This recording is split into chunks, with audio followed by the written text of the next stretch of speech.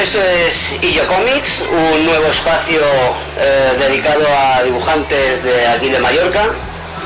Por este espacio pasarán dibujantes como Rafa Baquer, Margarida Viñas o como hoy, por ejemplo, que estrenamos nuestro programa, que empezamos con Pere Joan. Pere Joan, ¿cómo va? Muy bien, gracias. Está bien. Pues la primera pregunta que te voy a hacer es ¿cuál fue la idea para iniciar tu carrera en el mundo del cómic? Bueno, a mí me gustó siempre dibujar, leer cómics y leer literatura, ¿no? Casi muy interesado por los medios de comunicación siempre y por los medios de expresión. Como entonces no estaba tan normalizado como ahora, como un producto artístico, sino más bien muy de consumo, estudié Bellas Artes, pero me di cuenta enseguida que lo mío tenía una vertiente más narrativa y el medio ideal, que es el que me gustaba de verdad, era el cómic. Era el dibujo, pero también con una historia, contar historias con dibujos. Y empecé pues haciendo, como empieza todo el mundo, haciendo un fanzine autoeditados y poco a poco con historias cortas y luego ir introduciéndome en un mundo editorial muy cambiante, que esto hay que decirlo, porque empiezas una editorial, cierra una revista, y empecé en el mundo de las revistas de cómic, que entonces existía y era un buen sitio para ir experimentando poco a poco. Las revistas han desaparecido, ahora existen las editoriales y el formato de novela gráfica. Y a esto me dedico, además de hacer ilustración, algunas por encargo, otros dibujos por placer, y alternando las cosas entre lo que yo quiero hacer y lo que se puede hacer en el mercado. Exacto. Si alguien quisiera iniciarse también en el mundo del cómic, como hiciste tú en tu día, ¿cómo hay que elaborar el cómic? ¿Se empieza primero por las viñetas o por el guión?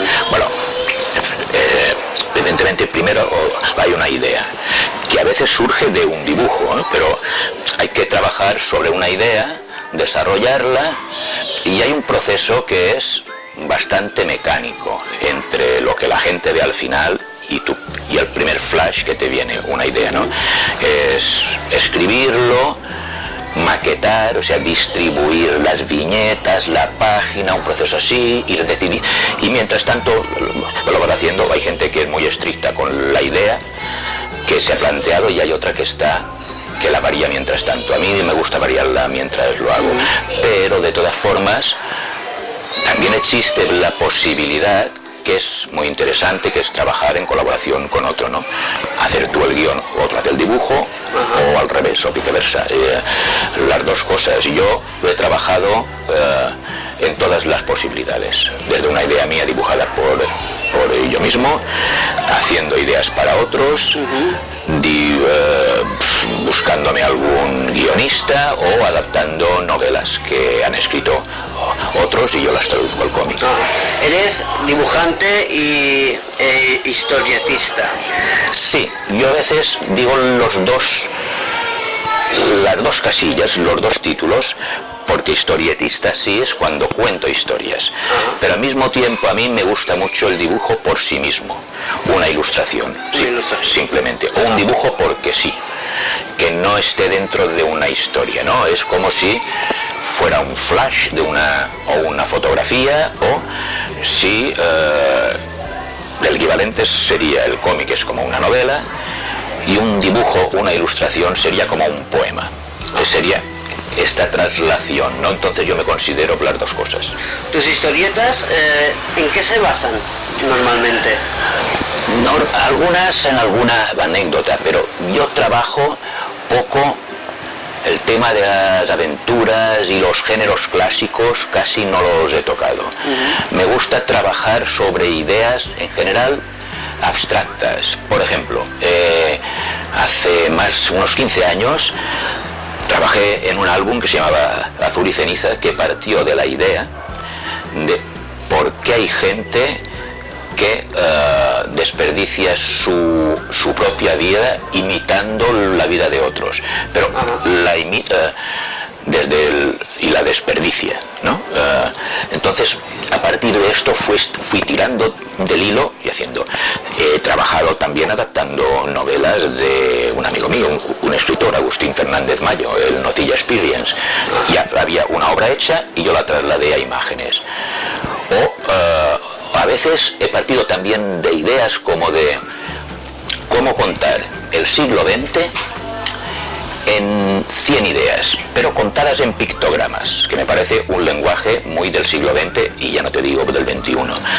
Entonces busqué 100 conceptos que definieran el siglo XX. No es exactamente cómic, pero sí, porque mezcla dibujo y texto, y hay narración, pero parte de ideas abstractas. Esto es poco común cada vez más, pero y otras es simplemente contar una historia que se te ocurre, que te gusta, que crees que puede tener interés y es representativa de algún interés tuyo y piensas que puede aportar algo que no existía anteriormente. Y yo no me he fijado demasiado en lo que es comercial. Exacto. Lo he hecho cuando es un encargo publicitario o un encargo institucional, sí. Entonces tienes que negociar con el público, con el cliente y con la forma más clara de contarlo y más eficaz para el objetivo que se persigue. Cuando hago cosas propias, no miro si es comercial o no, miro si creo que aporto algo nuevo al mundillo este.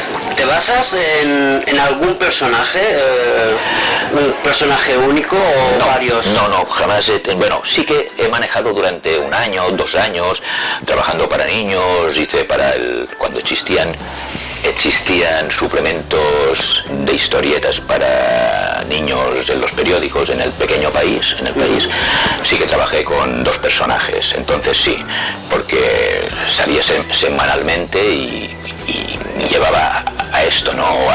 A querer saber más del personaje, y la gente ya lo conoce, no has de inventar cada vez un personaje nuevo. Pero en cada libro, en cada cómic nuevo que saco, voy a lo mío. Parto desde cero siempre, casi siempre parto desde cero, incluso muchas veces en el estilo, cambio de estilo según mi necesidad propia. Ajá. Pues aquí tenemos a Pero Joan. ¿Tienes ahora algo pensado? No, ahora estoy en unos meses sabáticos. Ahora mismo. Quizás sí que puede que recupere una historia larga que tengo semi escrita y no he llevado nunca a la página, a la historieta. Voy a intentarlo, pero de momento hago pequeñas cosas muy concretas. El mundo editorial es un poco fluctuante y casi como yo he tenido una trayectoria muy cambiante, casi empiezas desde cero. Me toma un tiempo para ver si tengo las fuerzas y las ganas, porque es un año, hacer un álbum es casi un año de trabajo, entonces hay que pensárselo bien qué es lo que haces. He visto que hay como una historieta o algo, no sabría expresarlo bien, hecho por ti, que es Con mi cabeza bajo el mar o algo así. Mi cabeza bajo el mar. Es una recopilación de las primeras historias cortas que empecé a publicar en los años 80, porque las publicaba en revistas. Se publicaba mensualmente, entonces yo experimentaba con historias cortas y es una recopilación de diferentes historias en color, todas con algún punto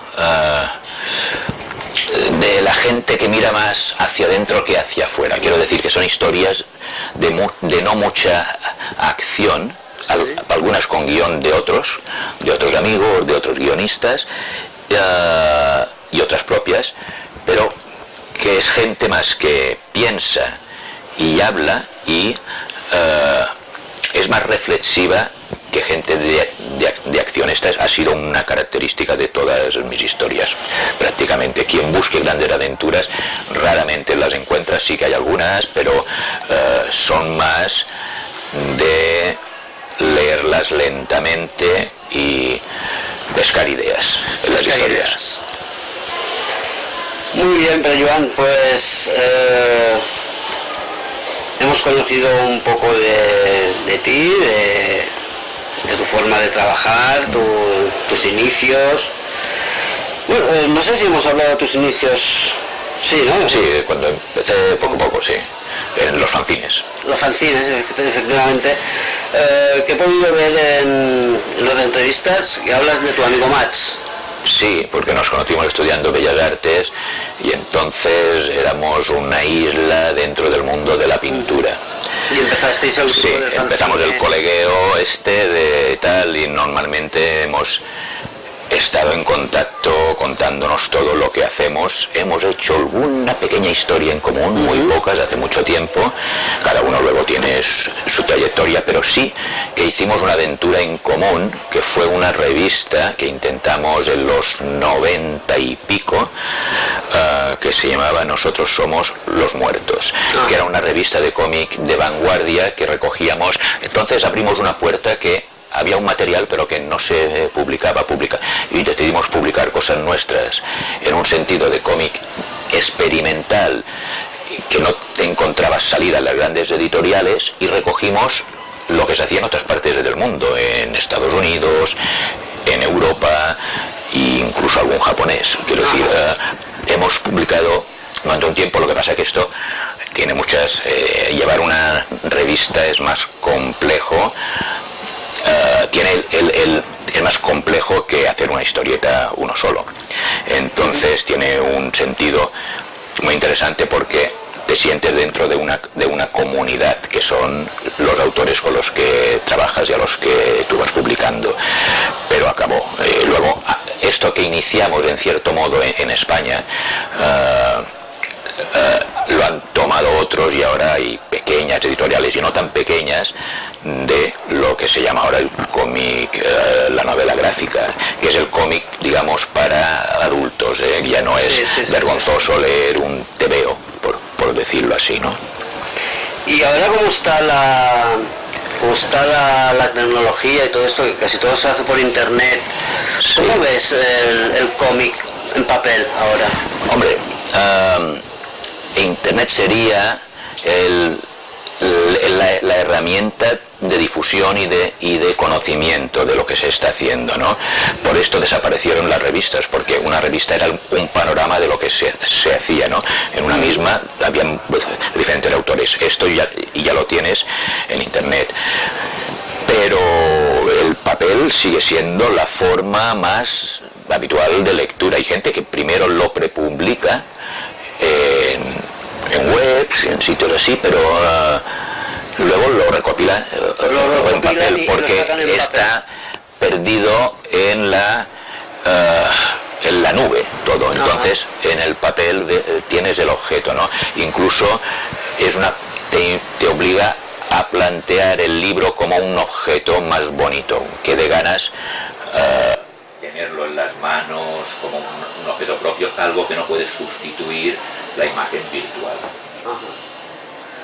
Muy bien, pues hasta aquí nuestra entrevista. Ha sido muy cómodo, me ha gustado entrevistarte, y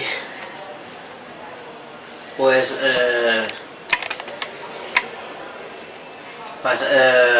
nuestro tiempo hasta aquí con Pere Joan, y más adelante entrevistaremos, pues como he dicho al principio, dibujantes como Rafa Baquer o Margarida Viñes. Espero que esto ayude a conocer no solo mis cómics, sino a la gente que no es lector habitual, a introducirse en este medio y a conocer y a profundizar un poco más. A profundizar un poco más en el mundo del cómic. Pues muchas gracias. Muchas gracias a ti por dedicarnos tu tiempo.